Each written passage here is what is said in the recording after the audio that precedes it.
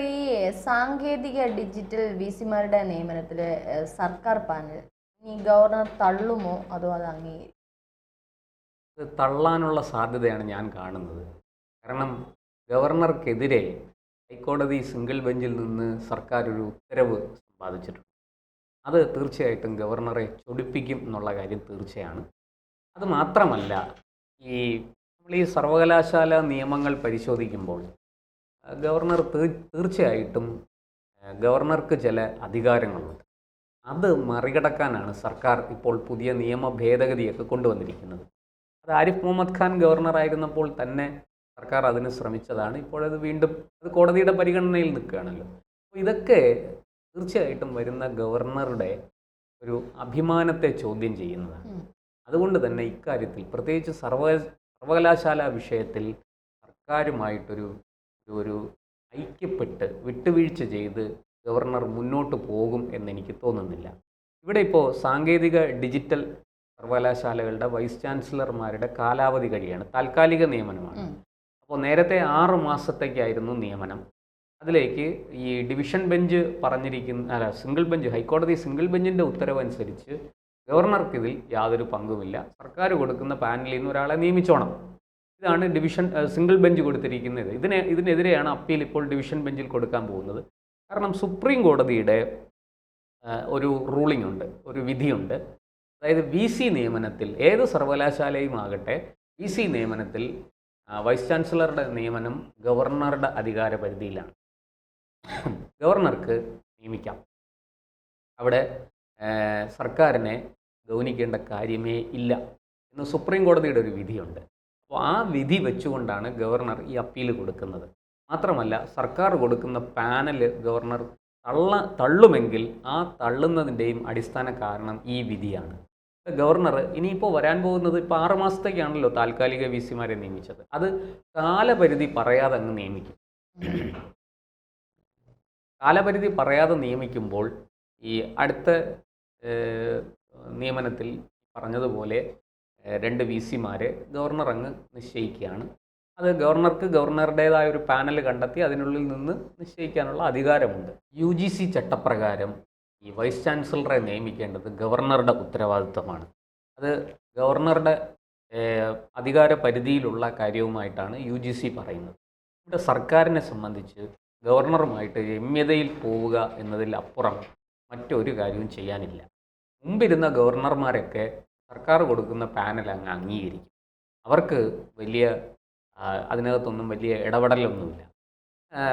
ഇതിപ്പോൾ കേന്ദ്രത്തിൽ കോൺഗ്രസ് ഭരിച്ചുകൊണ്ടിരുന്ന കാലത്ത് കേരളത്തിൽ ഇടതുപക്ഷം ഭരിക്കുന്ന സാഹചര്യമാണെങ്കിൽ ആ ഇടതുപക്ഷ സർക്കാർ കൊടുക്കുന്ന ലിസ്റ്റ് മറ്റവരങ്ങ് അംഗീകരിക്കും. കാരണം ഈ ഗവർണർമാർ പൊതുവെ വന്നിട്ട് വെറുതെ സർക്കാരുമായിട്ട് ഒരു ഉടക്കിനും അമ്മിത്തല്ലിനും ഒന്നും പോണ്ട.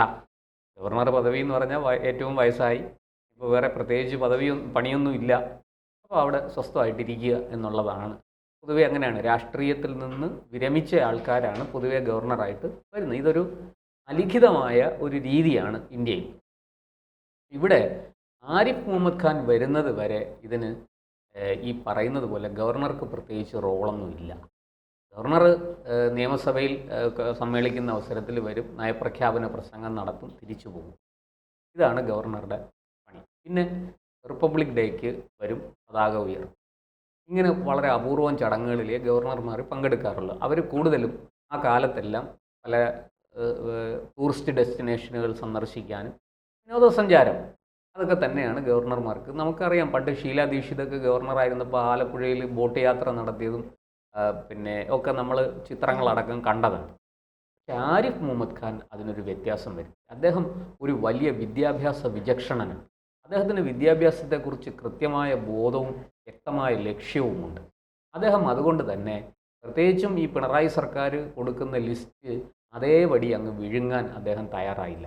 അദ്ദേഹം ആ കൊടുത്ത ലിസ്റ്റിലെ ആൾക്കാരുടെ യോഗ്യത, അവരുടെ കഴിവ്, പ്രവൃത്തി പരിചയം ഇതെല്ലാം പരിശോധിച്ച് ഒരു നിർണയത്തിലെത്തി ഒരു തീരുമാനമെടുത്തു. ഇതിൽ യോഗ്യരായവരെ മാത്രമേ നിയമിക്കുകയുള്ളൂ. അത് വളരെ കൃത്യമായിട്ട് അദ്ദേഹം പാലിച്ചു. അദ്ദേഹം യോഗ്യതയില്ലാത്തവരുടെ ലിസ്റ്റുകൾ തിരിച്ചയച്ചു. ഇത് പറ്റില്ല, ഇതിൽ നിന്ന് ആരെയും എടുക്കാൻ സാധിക്കില്ല. ഇങ്ങനെ സർക്കാരും ഗവർണറും ഒരു തുറന്ന പോരിലേക്ക് പോയി. അതിൻ്റെ ബാക്കി പത്രമായിട്ടാണ് നമ്മൾ കണ്ടത്. കേസ് വഴക്ക് കോടതി പോകുന്നു, വലിയ വലിയ കോലാഹലങ്ങൾ കണ്ടു. അദ്ദേഹം ഇരുന്ന 5 വർഷവും അദ്ദേഹം സർക്കാരിൻ്റെ താളത്തിന് തുള്ളിയില്ല. സർക്കാരിൻ്റെ തിട്ടൂരങ്ങൾക്കൊന്നും അദ്ദേഹം വഴങ്ങിയില്ല. കൃത്യമായ നിലപാടെടുത്തു, അതിൽ ഉറച്ചു നിന്നു. അപ്പോൾ അദ്ദേഹത്തെ സംഘിയാക്കി, അദ്ദേഹത്തെ കേരള വിരുദ്ധനാക്കി, അദ്ദേഹത്തെ എന്താ പറയേണ്ട, ഏതെല്ലാം രീതിയിൽ ആക്ഷേപിക്കാമോ വഴിയിൽ തടഞ്ഞു. എസ്എഫ്ഐക്കാർ അദ്ദേഹത്തെ ആക്രമിക്കാൻ ചെന്നു. അദ്ദേഹത്തിനെതിരെ വളരെ മോശപ്പെട്ട ബാനറുകളും പോസ്റ്ററുകളും ഉയർത്തി. ആരിഫിൻ്റെ തന്തയുടെ വകയല്ല കേരളം എന്ന് വരെ പോസ്റ്റർ ഉയർത്തി. ഇപ്പോൾ രാജേന്ദ്ര ആർലേക്കർ വന്നു കഴിഞ്ഞപ്പോൾ രാജേന്ദ്ര ആർലേക്കർ ആരിഫ് മുഹമ്മദ് ഖാൻ കുറച്ചുകൂടെ വൈകാരികമായിട്ട് പ്രതികരിക്കും. അദ്ദേഹം സാഹസബുദ്ധിയുള്ള ആളാണ്. നമുക്കറിയാം, അദ്ദേഹം പണ്ട് ഷാബാനു കേസിൽ സുപ്രീം കോടതിയിൽ തിരിച്ചടി കിട്ടിയപ്പോൾ രാജീവ് ഗാന്ധി സർക്കാർ പാർലമെൻറ്റിൽ നിയമം കൊണ്ടുവന്നു, അല്ലേ? ആ നിയമം കൊണ്ടുവരുന്നതിനെ പല്ലും നഖവും ഉപയോഗിച്ച് എതിർക്കുകയും പരസ്യമായിട്ട് ലോക്സഭയിൽ വെച്ച് അതിന് എതിരെ പ്രസംഗിക്കുകയും ചെയ്തിട്ട് അവിടെ നിന്ന് കോൺഗ്രസിൽ നിന്ന് രാജിവെച്ച് പാർലമെൻറ്റിൽ നിന്നും മന്ത്രിസഭയിൽ നിന്നൊക്കെ ഇറങ്ങി വരാൻ ധൈര്യം കാണിച്ച ആളാണ് ആരിഫ് മുഹമ്മദ് ഖാൻ. അദ്ദേഹം നിസ്സാരക്കാരനല്ല, ബഹുഭാഷാ പണ്ഡിതനാണ്. സംസ്കൃതം ഉൾപ്പെടെയുള്ള ഭാഷകൾ അദ്ദേഹത്തിന് അറിയാം. അദ്ദേഹം ഒരു തികഞ്ഞ മതവിശ്വാസിയും കൂടിയാണ്. ഇസ്ലാമിനുള്ളിൽ നവോത്ഥാനം, പരിഷ്കരണം, മതപരിഷ്കരണം ഉണ്ടാകണമെന്ന് വാദിക്കുന്ന ആധുനിക മനുഷ്യനാണ് അദ്ദേഹം. അദ്ദേഹം ഈ പിണറായി സർക്കാരിനോട് നീതികേടായ ഒരു കാര്യം ചെയ്യണം എന്ന് പറഞ്ഞാൽ അദ്ദേഹം അതിന് നിൽക്കില്ല. അനീതി പ്രവർത്തിക്കാൻ ആവശ്യപ്പെട്ടാൽ അദ്ദേഹം നിൽക്കില്ല. അദ്ദേഹത്തിന് രാജീവ് ഗാന്ധി, ഇന്ത്യയുടെ പ്രധാനമന്ത്രിയായിരുന്ന മൃഗീയ ഭൂരിപക്ഷത്തോടെ ഭരിച്ചുകൊണ്ടിരുന്ന രാജീവ് ഗാന്ധി അദ്ദേഹം വകവച്ചില്ല, പിന്നെയാണോ പിണറായി വിജയനെ? അപ്പോൾ അത് സാഹചര്യം, അദ്ദേഹം പോയി കഴിഞ്ഞ് രാജേന്ദ്ര ആർലേക്കർ വന്നു. രാജേന്ദ്ര ആർലേക്കർ കുറെ കൂടി അവധാനതയോടെ കാര്യങ്ങൾ ചെയ്യുന്നതാണ്. അദ്ദേഹം അങ്ങനെ പ്രതികരിക്കുകയൊന്നുമില്ല. പക്ഷേ അദ്ദേഹം ആരിഫ് മുഹമ്മദ് ഖാനേക്കാൾ വലിയ പുള്ളിയാണ്. ഒട്ടും വഴങ്ങാത്തയാളാണ്. അദ്ദേഹം പിന്നെ ബഹളമൊന്നും ഉണ്ടാക്കില്ല. അദ്ദേഹം വളരെ ശാന്തനായിട്ടിരുന്ന് ഒപ്പിടില്ല. ഇപ്പോഴിതാ അദ്ദേഹം സർവകലാശാല നിയമ ഭേദഗതി ബില്ല് ഒപ്പിടാതെ നേരെ രാഷ്ട്രപതിക്ക് അയക്കാൻ തീരുമാനിച്ചിരിക്കുകയാണ്.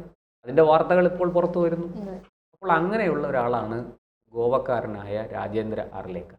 രാജേന്ദ്ര ആർലേക്കറിനെ സംബന്ധിച്ച് ഇപ്പോൾ വളരെ കൃത്യമായിട്ട് അദ്ദേഹം 6 മാസത്തേക്ക് താൽക്കാലിക വിസിമാരെ ഇവിടെ നിയോഗിച്ചിരുന്നത് അദ്ദേഹത്തിൻ്റെ മുന്നിലുണ്ട്. സിസ തോമസിനെയും അതുപോലെ മറ്റേ ഡിജിറ്റൽ സർവകലാശാലയിലും വിസിയെ നിയോഗിച്ചിരുന്നു. എനിക്ക് തോന്നുന്നു ശിവപ്രസാദ് ശിവകുമാർ എന്തോആണ് അദ്ദേഹത്തിൻ്റെ പേര്. അപ്പോൾ അത് കാലാവധി കഴിഞ്ഞതുകൊണ്ട് പുതിയ വിസിമാരെ ഇപ്പോൾ നിശ്ചയിക്കണം. അവിടെയാണ് ഈ സിംഗിൾ ബെഞ്ചിൻ്റെ ഇടപെടൽ ഉണ്ടായതും സർക്കാർ കൊടുക്കുന്ന പാനലിൽ നിന്ന് വിസിമാരെ നിയമിക്കണം എന്നൊക്കെയുള്ള അഭിപ്രായം വന്നിരിക്കുന്നത്. അതിനെതിരെയാണ് ഗവർണർ അപ്പീൽ പോകുന്നത്.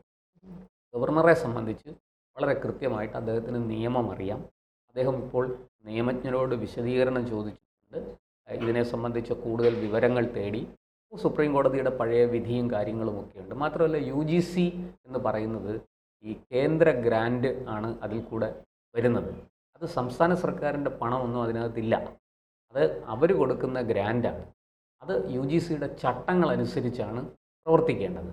ആ ചട്ടങ്ങൾ പ്രകാരം ഗവർണർക്കാണ് ഈ ആത്യന്തികമായിട്ട് സർവകലാശാലകളുടെ ചാൻസലർ എന്നുള്ള നിലയ്ക്ക് അദ്ദേഹത്തിനാണ് അധികാരം.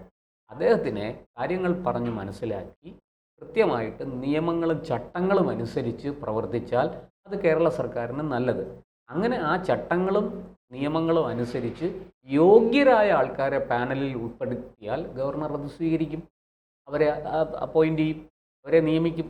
അല്ലാതെ ഇഷ്ടക്കാരെയും സ്വന്തക്കാരെയും പാർട്ടി ബന്ധുക്കളെയും ഒക്കെ പിൻവാതിൽ വഴി കടത്താൻ ശ്രമിച്ചാൽ അത് ആരിഫ് മുഹമ്മദ് ഖാനെ പോലെ തന്നെ തള്ളിക്കളയും. ഒരു സംശയവും വേണ്ട. ആർലേക്കർ അക്കാര്യത്തിൽ ഒട്ടും മോശമല്ല. ആർലേക്കറുടെ നിലപാടുകൾ വളരെ ശക്തമാണ്. അദ്ദേഹം ഇക്കാര്യത്തിൽ തീരുമാനമെടുക്കാൻ അദ്ദേഹത്തിന് രണ്ടാമതൊന്ന് ആലോചിക്കേണ്ട കാര്യവുമില്ല. നിയമവിദഗ്ധരുടെ ഉപദേശവും അദ്ദേഹത്തിന് ലഭിച്ചിട്ടുണ്ട്. അതുകൊണ്ട് വലിയ മുട്ടാപ്പോക്ക് പറയാതെ പിണറായി വിജയൻ സർക്കാർ കൃത്യമായിട്ട് അർഹരായ യോഗ്യതയുള്ള ആൾക്കാരെ ലിസ്റ്റിൽ ഉൾപ്പെടുത്തി ആ പാനൽ ഗവർണർക്ക് സമർപ്പിച്ചാൽ അതിൽ നിന്ന് ഒരാളെ അദ്ദേഹം VC ആയിട്ട് അദ്ദേഹം നിയമിക്കും. അതിനപ്പുറത്തേക്ക് എന്തെങ്കിലും കാര്യം നടക്കുമെന്ന് പ്രതീക്ഷിക്കണം.